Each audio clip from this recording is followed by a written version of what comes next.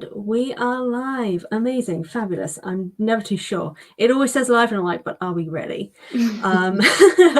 So for everyone who hopefully may be popping in or be seeing this notification, hello, welcome to another Nano writing stream.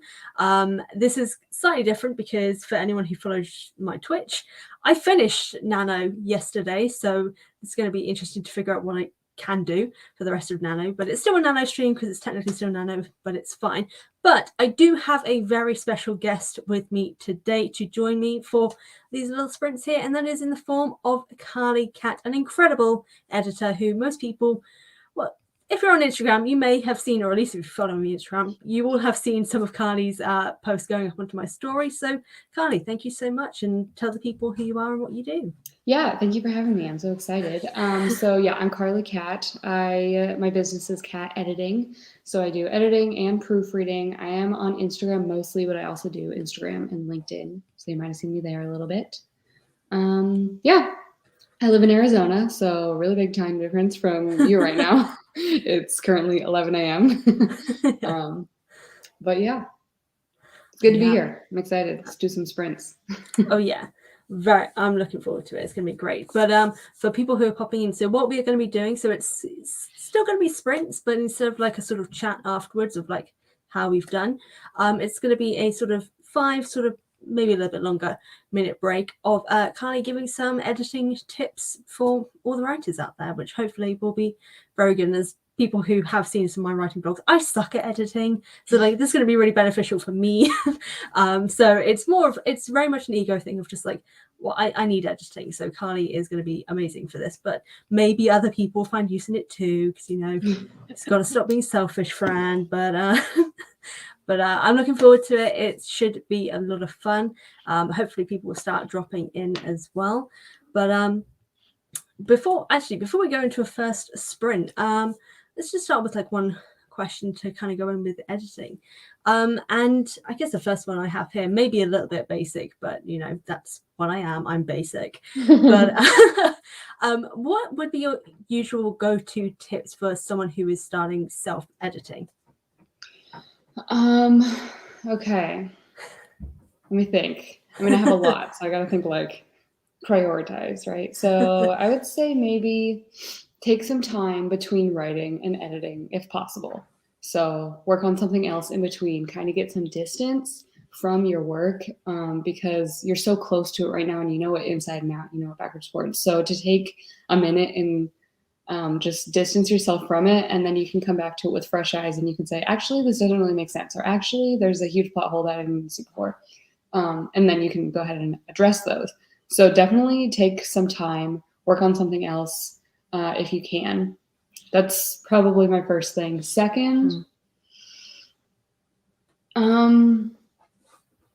I think reading, this is more of like a later stage thing when you're like trying to proofread, but reading out loud or having the document read to you helps a lot because you can, like your brain skips over things when you're just reading in your head. But if you're reading out loud, then you're going to see the twice, or you're going to see that 2 words were switched around and you didn't really notice that before. Especially if it's read to you, if you have some kind of software that reads out loud to you, because it's not going to skip those and you'll hear them very clearly. So that'll help you see a lot of those things as well.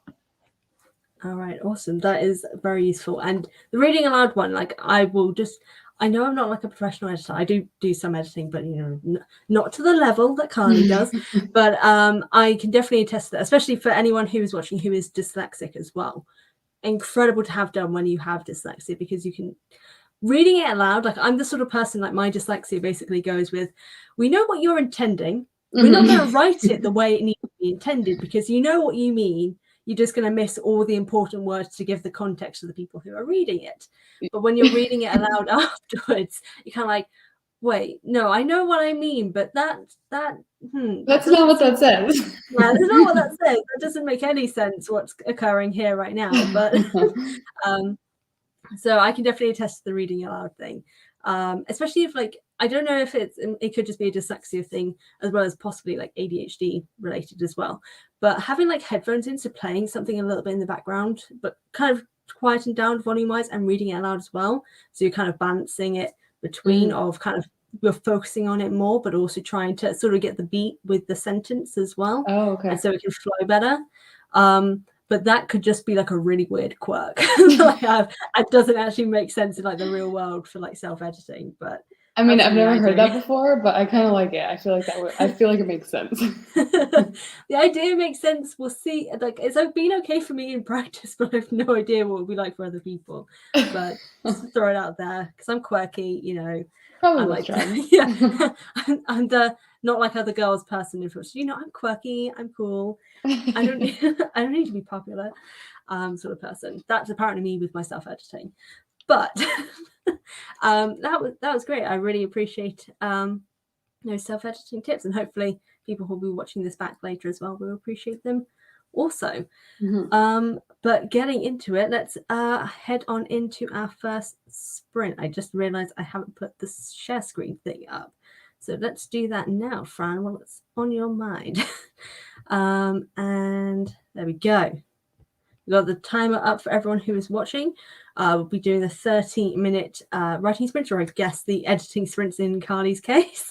And we'll be diving into that. So, Carly, what I usually do is when we kind of start going into it, we just mute our mics whilst we're going, just so there isn't too much typing noise, because as I've discovered, it's not the greatest noise. But yeah, so I will do a secondary countdown before clicking the 30 minutes, and then we'll just get going. Right. So 3, 2, 1, start.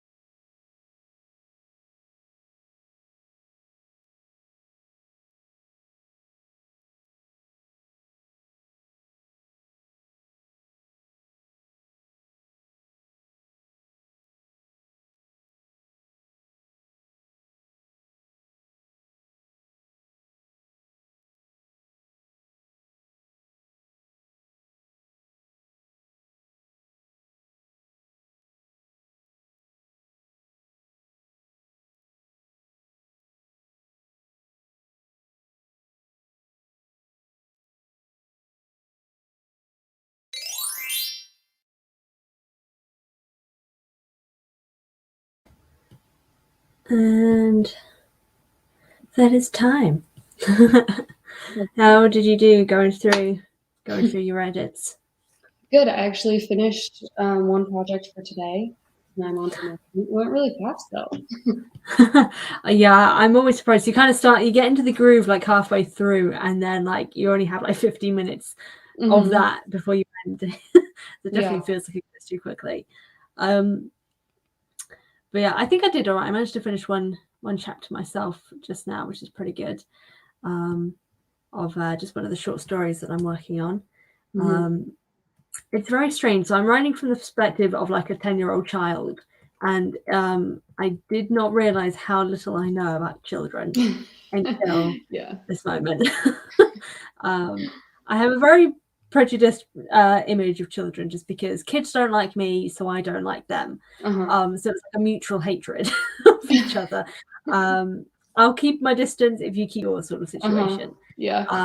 But now I need information because I do not know anything about kids. But oh well, it'll be interesting to see people who do know what children are like later on when they read it.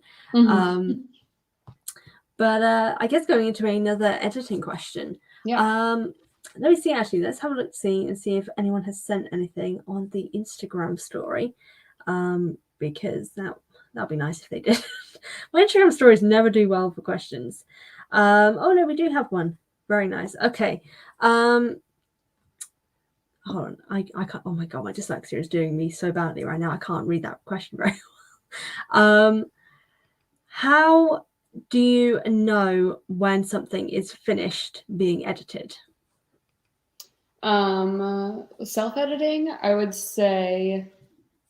I mean, with like professional editing, there's a process you go through, so you know when you're done because you went through all the steps. But with self-editing, I would say when you don't know what to do anymore. So you've done everything you can, you've exhausted all you can, you know it still needs help, but you don't know how to do it. That's when you're done and you can hire more people. Or you can get beta readers. I think that's a good step. Once you've kind of done as much as you can, get beta readers, get some different perspectives, and then you can work on it a little bit more. But yeah, I think some people try to go to editors before they're ready, which is fine. Like, it's not like you're really going to miss out on much. It's just that you're going to waste time and money because you could have done some of those things yourself. So I think do as much as you can, just as much as you can. And then when you need help, when you can't do anything else on your own, that's when you go find help from other people. All right, awesome. That's a really good way of looking at it.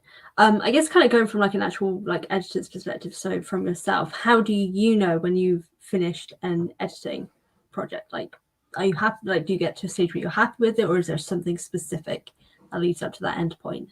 Yeah, I mean, it kind of depends on the project and the editing service a little bit. Oh my gosh, I'm so sorry. I literally never have anyone ring the doorbell. It's probably a package.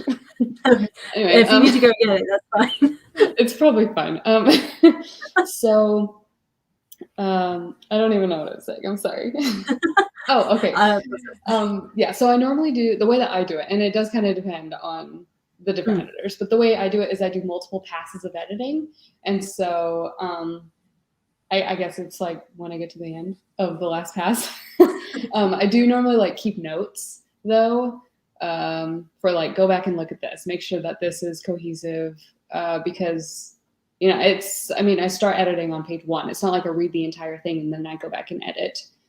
So if I start editing on page 1 and then I get to page 20 and I notice something, I'm like, I'm not really sure about that. And then I get to page 100 and I'm like, oh yeah, that definitely needed to change. Back on page 20, that's when I make a note, or I can go back through a second pass. But yes, so I think for me, it's when I get to the end and I go through all those extra notes that I've made throughout, to make sure that it's cohesive. I also normally, unless it's proofreading, I normally send the document back to the client and have them review everything. And they can ask questions and answer my questions, do whatever changes they want, and then send it back to me. And that's when I clean up a little bit, which I think is really helpful because we're able to debrief a little bit between the client and I. And so we can, like, we have some discussion. And if I'm like, I'm not really sure what you mean here, can you try to explain? Or did you mean this one? Or did you mean this one? It's not just left at that. they can then answer the question, and I can help them based on their answer. So yeah, I guess I don't know if that was a good answer, but there isn't like a certain point. I don't know. It's more just kind of like it varies, I guess. Yeah, it varies. It varies. Yeah. No, that totally makes sense. I was just intrigued because like I have like a basic idea of like how like the like proper. I don't know why I did it in quotes because it is proper. There's no need for the quotes. What are you doing? The proper editing process, there's like a specific way in which it goes like sort of order of like initial sort of proof, line edits, and developmental edits and stuff like that. Do you kind of go in that order yourself when you're going through it, like, or is it based on what the person has asked for specifically sometimes? Yeah, it's normally based on what the person's asked for specifically. But in general, people do developmental editing first when you get to professional edits. So do beta readers first.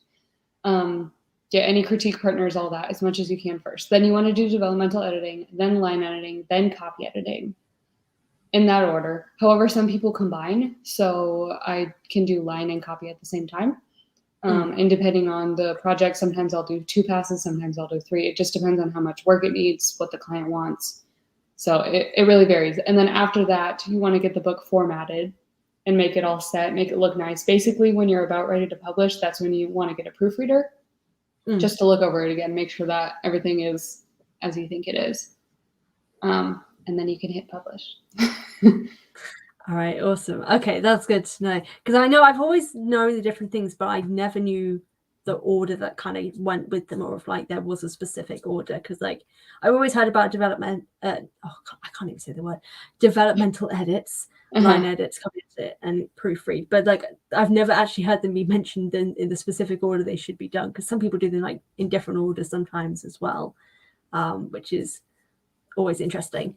But yeah, so I mean, developmental editing is basically looking at the story, right? And like the plot, making sure the characters and the setting and all of that makes sense. That's the biggest picture stuff. So you want to do that first. Because if it's like, this scene doesn't work, this scene doesn't even make sense, then there's no point in proofreading it because you're just going to delete the whole thing or rewrite the whole thing, right? Yeah. So you want to do the big edits first and then go to line editing, which looks at flow and clarity and make sure that the emotion and the tension, whatever, make sure all that makes sense. And then you want to do copy editing where you look at grammar, punctuation, spelling, all that. So you want to like get incrementally smaller because if you start with the tiny edits and then you just delete a whole scene, then what was even the point of that? You know? Yeah. So. That totally makes sense. Thanks for that explanation, because like I've always known it, but then like when you kind of know things, you're like, I've got the basics, that's fine. And then you just don't think really go further in, which is obviously important, but you just kind of don't think about it. It's like, oh no, I'll learn about it when I need to learn about it. Like, no, you should probably know about it first before you do anything. But that's definitely very informative. Thank you. Yeah, I mean, it's not like it would mess up your book. It's just that it would kind of be wasted time and money. So it's not like the worst thing, but Yeah. But if people are people, and capitalism is a nightmare, you want to make sure you're not wasting too much money. In this economy, you can't. True, can't. So that is definitely very useful. So hopefully people who are watching will find that useful as well. But I think that may be enough for the questions for this round. So we will head into another little sprint, and then come back for more questions after. So I will pop that up on the screen again, and then get the timer going. So in 3, 2, 1, go.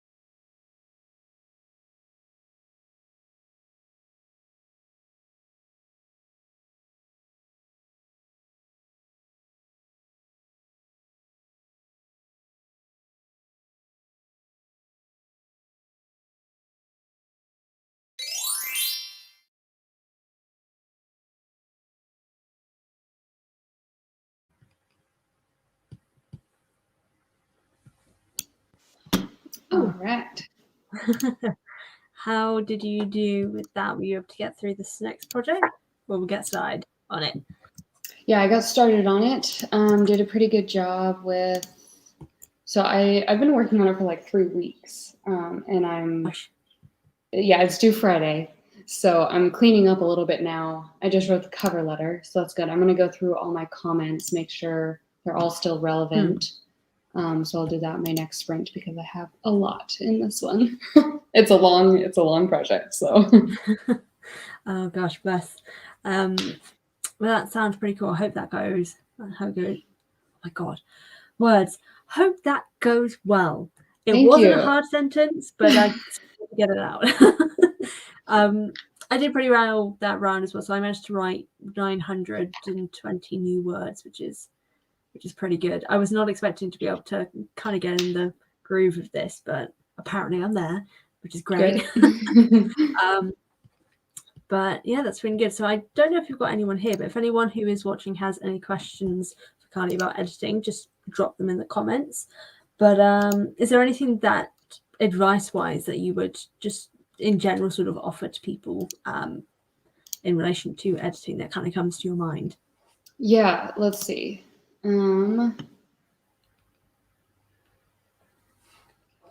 So I would say, okay, I have 2 things. Okay, one is when self-editing, just the 2 like really kind of simple things that you can do, find and replace on your manuscript. Okay, so with suddenly, look up suddenly, because most of the time you don't need it. Most of the time you can just delete it, and nothing is even missed. You don't even need to replace it with anything, because if you're explaining like, oh, suddenly there was lightning, like lightning is always sudden.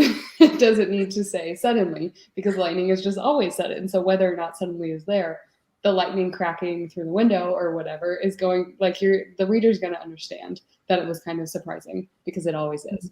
So basically all the time you don't need to have suddenly. A phone ringing, that's always sudden. Someone falling, that's always sudden. Someone opening the door, that's basically always sudden. Something that is actually sudden though, and you could say that it happens suddenly, is when it applies to emotions. So sometimes you do have emotions suddenly that catch you off guard. For example, if you are having a good time and you're happy, and then all of a sudden you remember something sad that happened earlier that day, and then you're kind of in a bad mood after that. That actually did happen suddenly. And I think that it's important to like differentiate, because emotions aren't always sudden. Sometimes they kind of come slowly, and you kind of realize things at a slower pace. So those ones aren't always sudden. So you don't need to delete every single time it has suddenly. But most of the time, if you can just remove from the sentence and it says the same thing, you don't need it. So that's one. Another one is tentative language. So that's like, here, I have a blog post about it, so let me just refer to it. That's words like seemed, thought, she realized, she decided, she whatever, things like that. It kind of puts a lens on the book, and so the reader isn't experiencing it with the person. It's like telling the reader, oh, you didn't realize that the person was home. You, like, the character realized it. You didn't realize it, the character did. So you're not living this with her. And that's not what you want when you're telling a story. You want the reader to be living this story with the main character, right? And so you don't want to put a lens on it, and you don't want people to see it through a filter. Let's see if I have more examples. But yeah, so she seemed sad. Is another kind of different thing. If you say she seemed sad, why did she seem sad? Was she crying? Was she sniffling? Was she looking down? It's a lot better to explain what you're actually seeing rather than saying she seemed sad, because that's really vague. But that sort of come under sort of like the show don't tell situation. So you're telling that she seems sad, but you're not actually showing why they're appearing sad. You've got to give the descriptions for it, sort of situation. Yeah. All right, cool. Yes. I know the Yeah, things. so just like Yes. uncertain language kind of, you can like search those words. So search seen, seemed, decided, realized, things like that, because you don't need them. She realized they were out of bananas. Just they were out of bananas. That's it. You don't need to say that she realized it. Okay, I'm just making a note because the moment you said realize, I was like, oh no. Yeah, realized is a I good have one. a lot of those. No need. Yeah, so just if you can search them and then just try it out. Just delete that part and see what happens. If it still makes sense, all the better. Okay. Multiple underlines, make sure it makes sense. Good. Yeah. I've got like a little whiteboard thing next to me, which is like a noted thing. I just, whenever I learn new things, I just make a little note here for when I'm writing on my desk. You can have a little list of words to avoid. Yeah, I'm going to need a lot of those. I know you've got a graphic on your Instagram page of like some words that aren't necessary, or at least I feel like I've seen them, but now like you look a little confused, so maybe I'm wrong. Of like words to avoid. I think so. Yeah, I'm sure I know I've definitely seen like a post related to like the whole suddenly situation, but maybe that's the only one that I have seen. Yeah, I don't know now. I'm having many questions. Yeah, okay, so I have a few reels. I had like a reels series of things like that. Maybe that's what it is. Possibly. Yeah, and then I have a specific post on suddenly. So that's probably what you're seeing. Yeah, no, I've seen that one. I was like, okay, no, I can't see the other. So I kind of completely managed to make that up in my head. Convinced myself. I was like, yeah, that seems like something I would have done. Seems like something she did. Just put it into reality right here.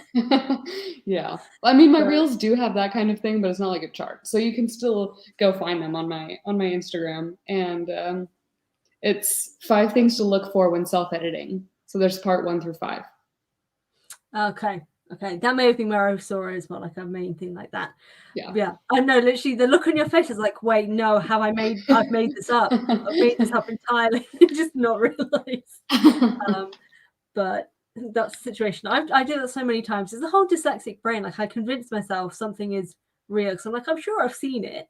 Yeah. And then just go with it. Like just don't stop. It's like, yes, no, convince myself now. Just thought it once, now it's reality. Yeah. No, I have a hard time on Instagram too with like remembering who posted what things. I'm like, I know it was purple, so who has purple stuff? Right? Yeah. No, I can never remember what people's profiles. I don't even remember what my profiles look like half the time. So like, it's a situation, it's a vibe. Yeah, it's fine. It's stressful. But with that in mind, do you want to go into another sprint? This may actually be our last one because I think this is the 4th one now, isn't it? This is 3. Oh, 3. Well, I can't count. Oh my god. You're just getting so much done. It's like it's the 4th one already. I was so confused. It's the 4th one for a second. I've just seen a comment from someone. Have either of you thought about writing a movie script? So I know editing wise. So actually, that may be a question. Have you ever done editing for scripts before? No, I'm actually just started a project this morning that was from a screenwriter, but he's writing a book now, which is very interesting kind of crossover. But no, not really. Oh, okay. That'd be interesting because that'd be a very different brand of editing, just kind of going through that. As to the question, so I technically have written a film before, like a whole, I think it was like it was actually really long. It was way too long.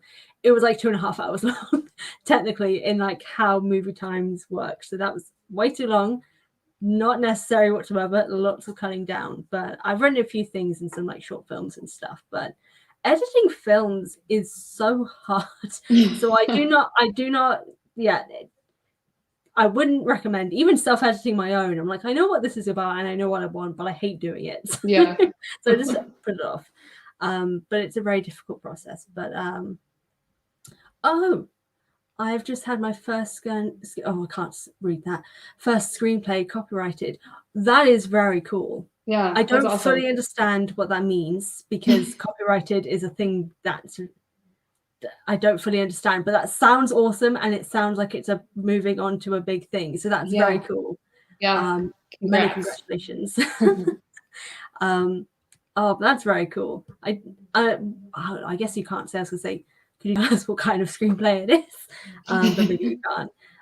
For the copyrighted reasons, I don't understand copyright. That's a big thing that I've come to realize whilst being a writer. I don't get how it works. Well, and the weird thing is that it varies by country. So I'm like, Yeah. I might understand US, but I don't know what's going on with you. So No, honestly, this is the whole thing. So like being like an indie author, I found out because I follow a lot of like US indie authors that like authors have to like get copyright of their, like if you want to publish your own book, you have to buy the copyright for it. You don't have to do that here in the UK. It's automatic copyright the moment it's published.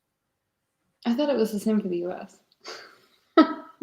Apparently not. So I've heard this a lot from indie authors where you've got to buy basically got to pay to put like copyright on your own books or something like that. Maybe they're being scammed. Maybe this is a thing that it turns out it's actually a scam. I think you can do that, but I don't think it's necessary. I know that you can do that. Okay. I didn't think it was necessary, but I might be totally wrong. I don't even know. Yeah, because I was always surprised by that because I was wondering because I was seeing people talking. I was like, oh, do I have to do that? And I looked up and I was like, oh no, I don't. That's cool. I don't have to spend money on that. Amazing. Yeah. But maybe it's not a thing all the time. I know there's like the ISBN that they have to buy. Oh yeah, we have to buy that here in the UK as well. Okay, But it's a lot cheaper here in the UK. Like I think to buy one in the US it's like $100 or something like that. Whereas here it's like, I don't know what it would be in dollars. Would be maybe like $60 or something like that for one. Okay. But you can buy in bulks, and even the bulks are like cheaper and stuff like that, which is great for us. But then I feel bad for the people in the US because I'm friends with most people in the US. So I'm like, I'm sorry, guys. Either our economy is just really shit, or just like, or we're benefiting from other people's I don't know. I don't know. I don't understand finance. But they're just responding. So copyright means if someone tries to steal work, you can take legal action in the US. Right. Oh, okay. So that gotcha. I had my screenplay copyrighted with the US Copyright Office, which is part of the Library of Congress. That's a lot of words that my British brain does not understand, but it sounds like it's a good move. So that's that's great. That's good. Hopefully that means that when you're going forward, you'll be able to kind of have more benefit and more rights in relation to your work, so no one tries to screw you over, because the industry is mean. And so hopefully this is a good sign that there'll be less people being mean when you're trying to get your screenplay out there. So I wonder if it's different for screenplays and books too. Like if having copyright of books is easier and having like protecting your rights with the screenplay might be a lot harder. So maybe that's why, you know, I don't know. I have no idea. No. Just a discussion of copyright. I'm just going in blind. Literally straight over. But Emily, that's also not hard. Most things do go over my head. Like I don't understand many things, which is hilarious for someone who is a content creator. But you know, it's fine. I can pay people to help me understand. It's fine. I don't have to worry about it. Someone else can worry about it for me. But we will head into another sprint now. Oh my god, words are getting really hard for me right now. Sprint number 3. And I'll pop it up on the screen so we can dive on into this, and I'll do my countdown of 3, 2, 1, go.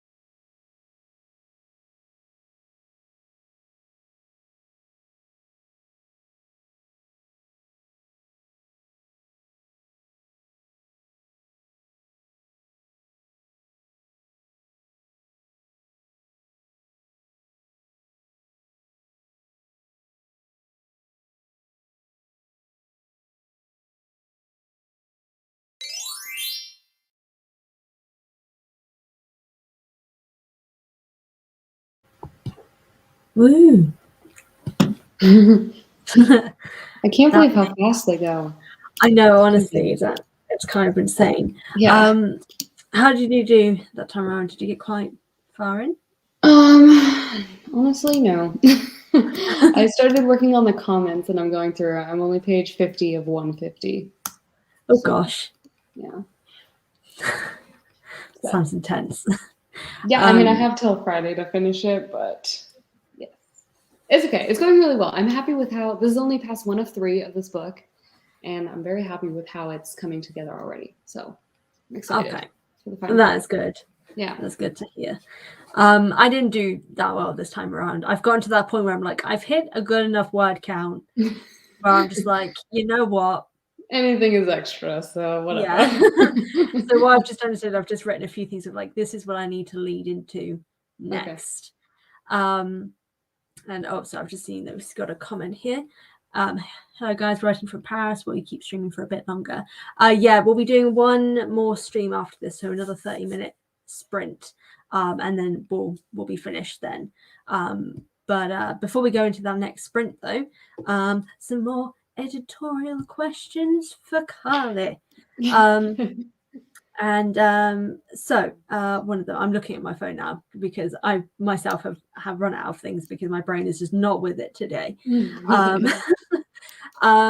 So you've come up with a few yourself as well, which are very good and very, very well done. So I'm just going to go from these. So some of the tips that you mentioned having prepared are things to know before hiring an editor. So what would that entail? Yes. Okay. Let's do that. I have about 8 or 9 things. Yeah, just kind of quick things.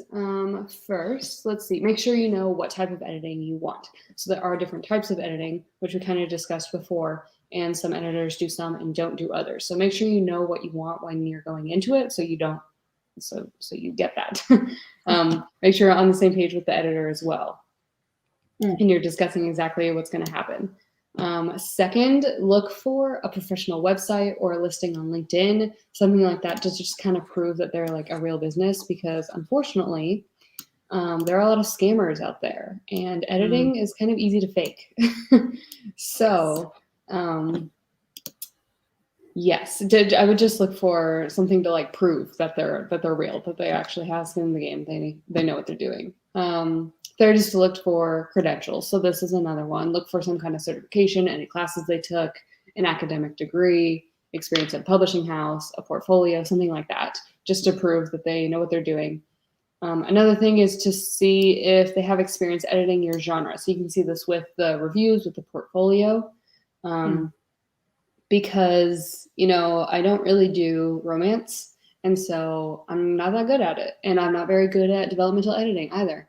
So if someone has a developmental editor or a romance book that needs developmental editing, I am not the right person to go to.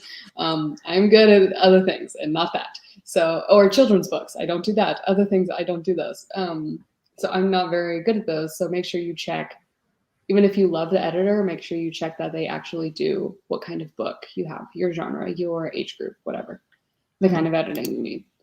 And if they don't and you really love someone, then you can always ask. I have a lot of people that I refer to that do other genres than I do. Yeah, reviews are a great thing to look at. Definitely look at reviews if editors have any. It can ease some anxiety, help you see, like, if a bunch of reviews all say, oh, this person is so available and so helpful and really great with first-time authors, then you know that if you're a first-time author, you're fine. And they're going to be able to handle your project pretty well and help you through the process. Another one is to ask for a quote. So different editors have different methods of doing this, but you're always going to be able to get a quote, at least an estimate of how much it's going to cost, how much time it's going to take. And then you can also ask for a sample edit. And I have both of these at the same time. You can do sample edit and quote, and you get them at the same time. And so that kind of helps you see, the sample edit helps you see my editing style. If we kind of vibe together, like if I understand what you're saying, if I get your book, And then if you understand what I'm saying, if you understand my comments, my suggestions, what else? Let's see. Also, it'll help you kind of understand the process of editing. If you see, if I have multiple passes, I'll show you this is one, and I'll explain like what number 2 would look like, what number 3 would look like. So you kind of get a glimpse into what the entire process with the editor would be. Second to last thing, don't wait until the moment that you need your manuscript edited to reach out to people, because a lot of people are booked up like at least a month in advance. So definitely reach out in advance. You can say, I think I want to work with you. I'm thinking January, but I don't have a sample for you yet because it's still being edited by whoever, or I'm still working on it, I'm still writing, whatever. And that's fine. That at least gets you on their radar. I have a few people that I haven't seen the manuscript at all. I don't really know that much about it, but they said they wanted to work with me in January. And so I will let them know when my January starts filling up so that they can kind of pick up the pace a little bit if they're not ready yet. And that's really helpful for them.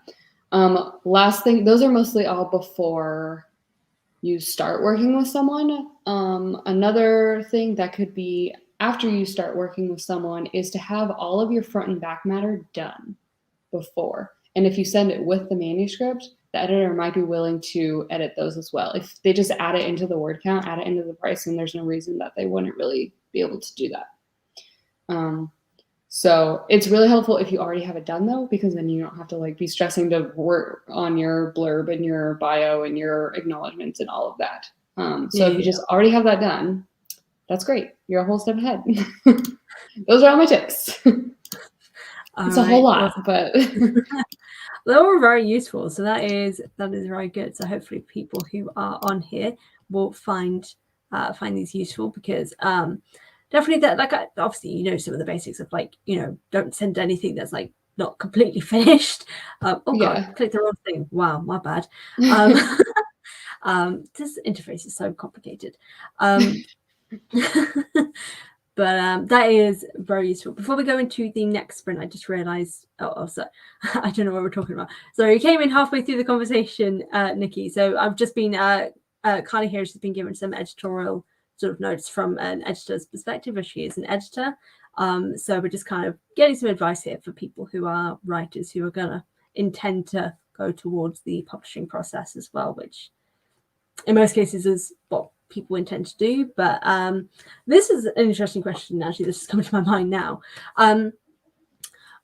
Do editors normally work on things that wouldn't be considered like general fiction? So like, would you, for example, be hired for something fan fiction related in your case, or things like that, if it worked to the genre that you particularly work with? Yeah, I think some people do. Some people like to edit their work before posting it on it's Archive of Our Own. Yeah, or what are like Wattpad.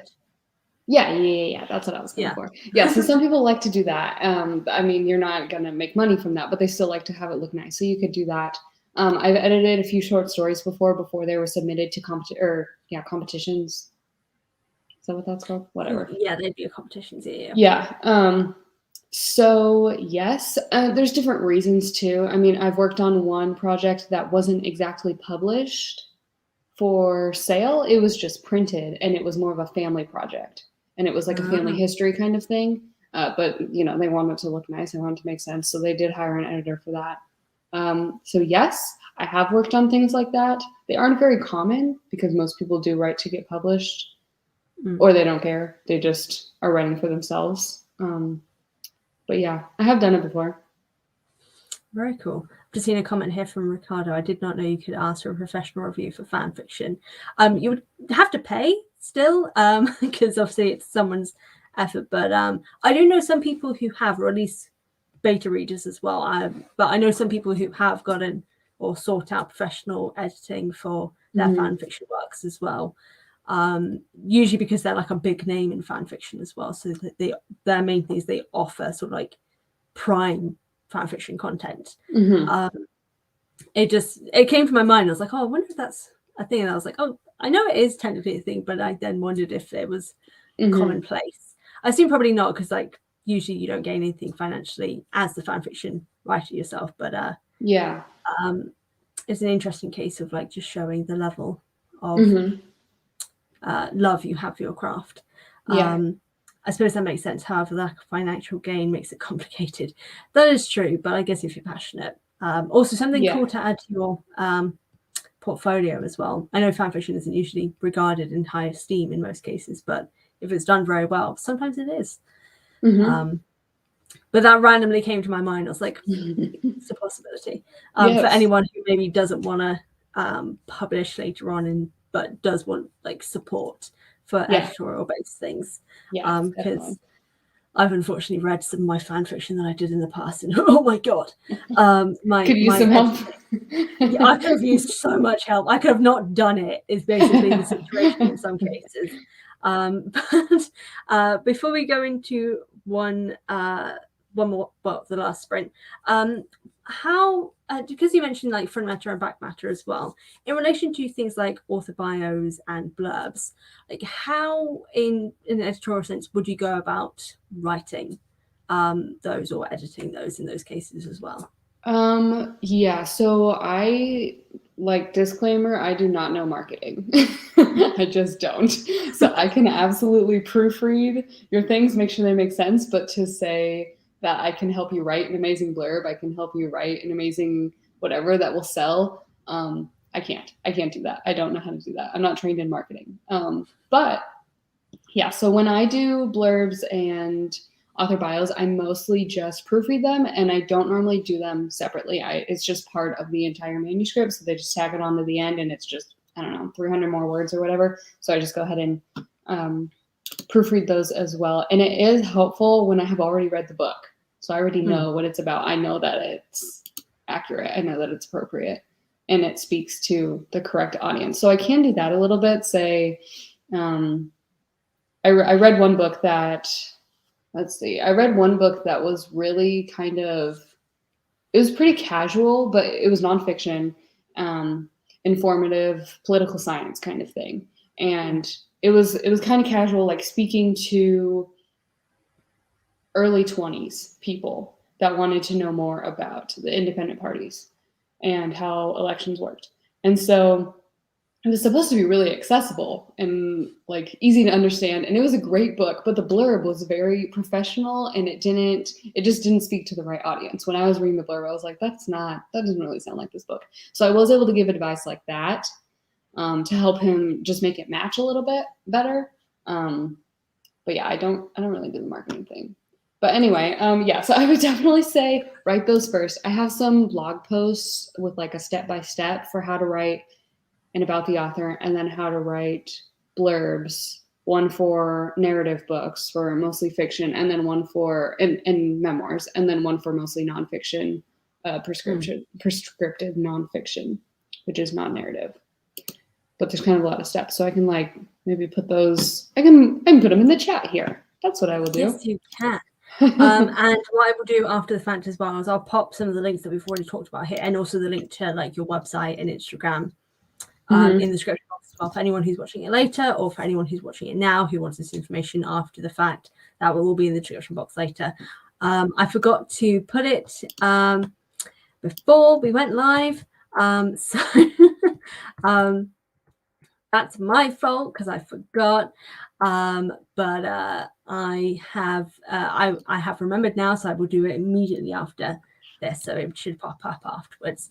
I've just dropped the links there, so you will be able to see the information. So it's I'll just pop it on here as well. So the catediting.com on there, which will hopefully be of use. So that's in the main chat here, and then that will later go down into the description box. And I'll just drop the other one for the blurb in here as well for everyone else, also just to nab up for blurbs.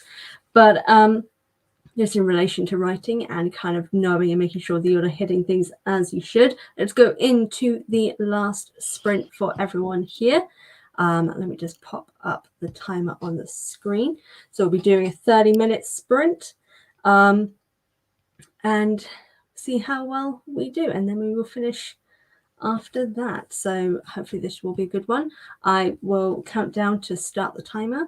So in 3, 2, 1, go.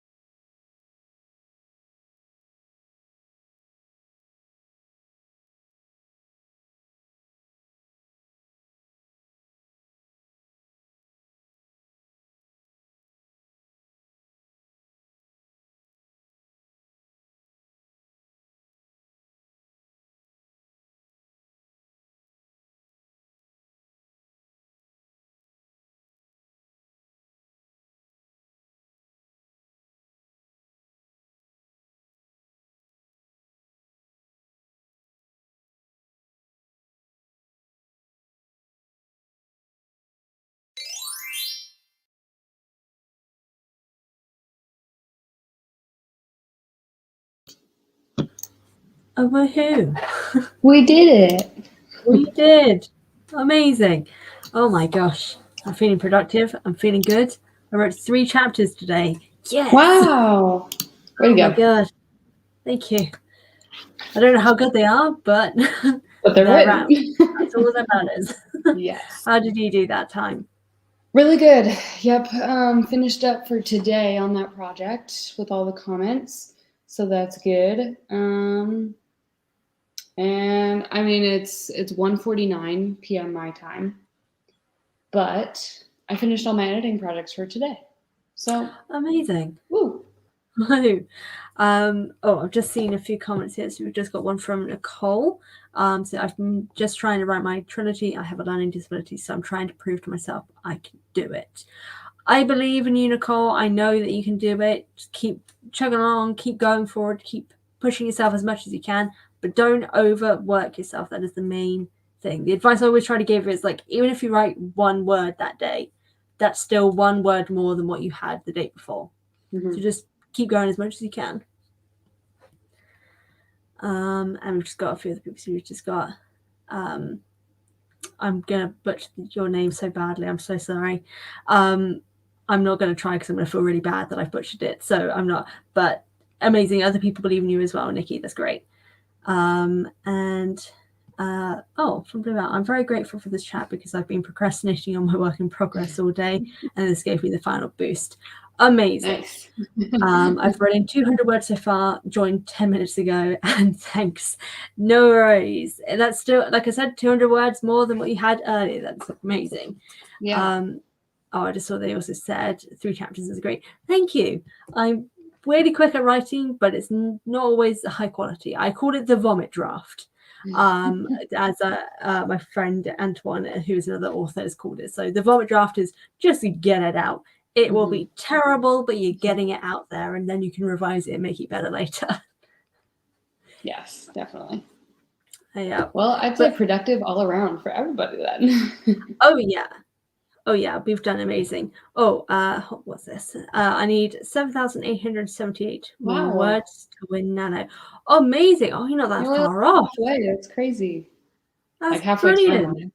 timeline. Yeah. Way ahead of the timeline as well. Congrats to Carly as well. Thanks.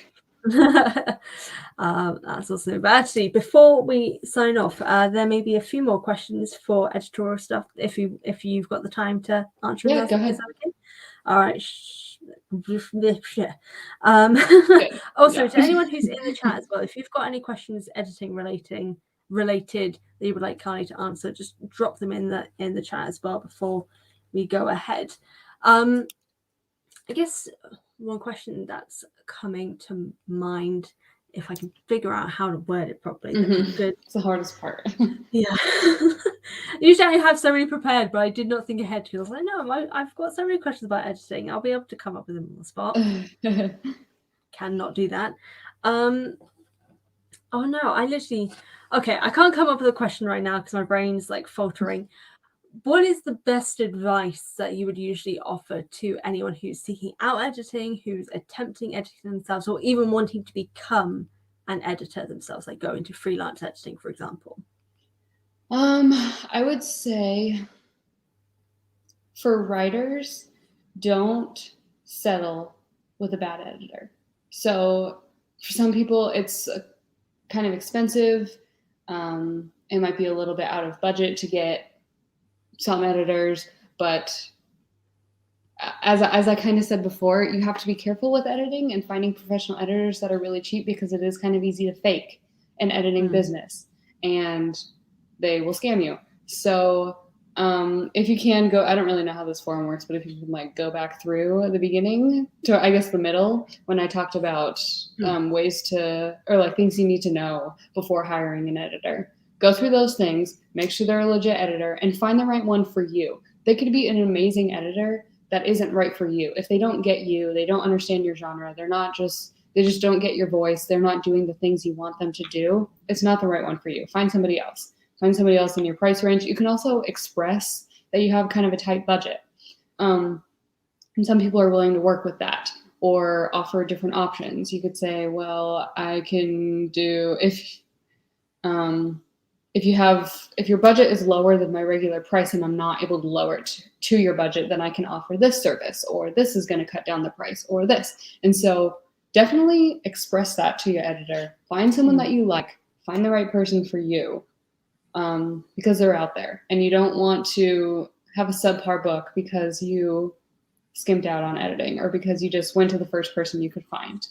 So definitely take the time to find the right person for you, because they can be amazing and help your book so much and help you so much, help your confidence. And I work with a lot of first-time editors, so I help a lot of people through the process and kind of direct them to the next person, which can be really helpful as well if you need that. But some people don't need that, so they don't need me to hold their hand, and that's fine too.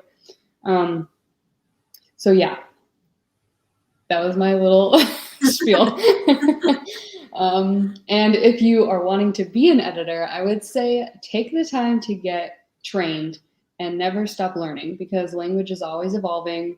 You probably learned things in English class in middle school that you think are just law, and they're not. Some of them were never even a thing. And for some reason we were taught them, and they just don't matter. And sometimes they were a thing and now they're not. And, things change. So keep learning.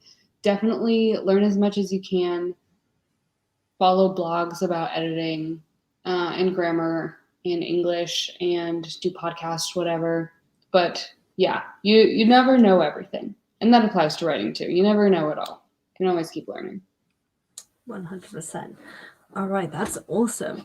So again, anyone in the comments, if you've got any editorial questions, drop them in the chat.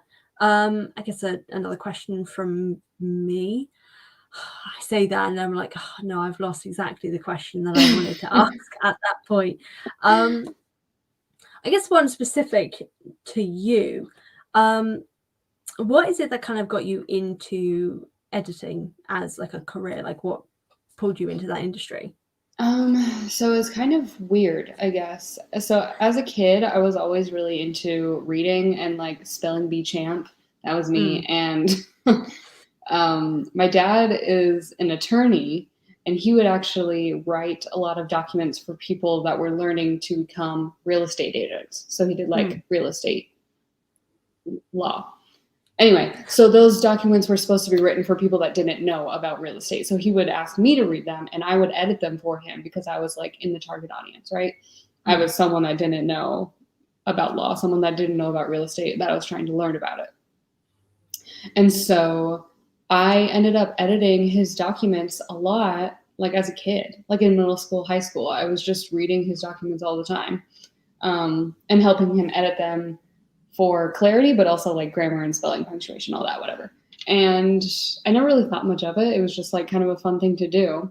And then I went to college and changed my major like every single year.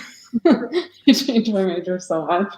And then I graduated and I was like, okay, I have a plan. I know what I'm doing, but this degree isn't going to get me anywhere. So I really need to do a master's degree. So I started a master's degree. It was like a week in and I didn't like it at all. So I dropped out of that. And I was like, I don't know what to do now. This sucks. I just don't know what I'm doing. And then my dad sent me another document, which he hadn't in like a few years. And he was like, hey, can you edit this for me? And so I was doing it and it was so fun. And I was like, this is great. Like, what if I actually cared about the material? Because I don't care about law or real estate. But I was like, what if I actually liked what I was reading? This would just be the best and I could get paid for it all the time. And so then I just looked up, how do I do this? How do I become an editor? And then I did it. I got trained and I figured out how to do the business and read all the books, did all the podcasts, all the blogs, all the everything. And now I'm here. So yeah, I don't know. I guess I've been like doing this my whole life. I just never thought of it as a real career until much later. And then something clicked and I was like, wait, I could actually do this. I could do this.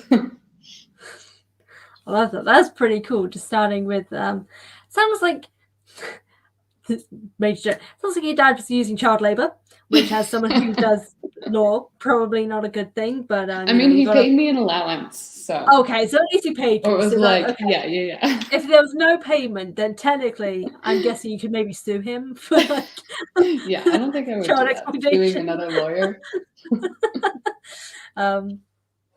but that's a pretty cool way to kind of get into that career. I didn't know that, so that's actually really fascinating. Yeah.